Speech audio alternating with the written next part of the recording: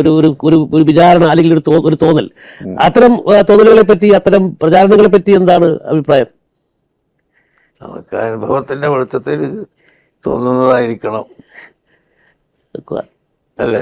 അനുഭവത്തിന്റെ വെളിച്ചത്തിൽ തോന്നുന്നതായിരിക്കണം എന്ന് പറഞ്ഞു കഴിഞ്ഞാൽ എന്താ എന്ന് പറഞ്ഞാൽ ഞങ്ങളുടെ ലക്ഷ്യം പൂർത്തീകരിക്കുന്നതിന് സഹായം ലഭിച്ചിട്ടുള്ളത് ആരിൽ നിന്നാണ് നോക്കിയിട്ട് ജനങ്ങൾ തീരുമാനിക്കുന്നതാണ്. അതൊക്കെ അതിൽ പ്രത്യക്ഷമായിട്ടുള്ള സംഘടനാപരമായ ഇടപെടൽ ഇല്ല എന്നാണ് പറയുന്നത് അല്ലേ?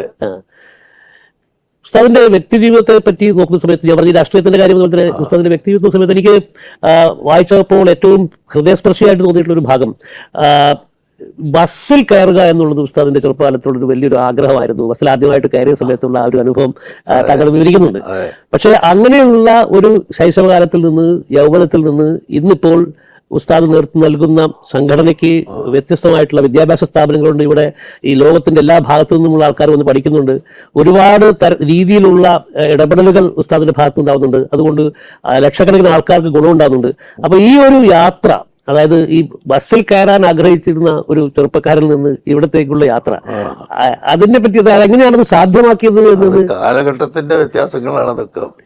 അത് ഇവിടെ ഇന്ന് 1,00,000 രൂപ കൊടുത്താൽ കിട്ടുന്ന ഒരു സ്വത്ത് അന്ന് 10,000 രൂപ കൊടുത്താൽ കിട്ടുമായിരുന്നു. അപ്പം അങ്ങനെ കാലഘട്ടത്തിൽ വ്യതിയാനങ്ങൾ വന്നപ്പോൾ ഉണ്ടായതാണ് ബസ്.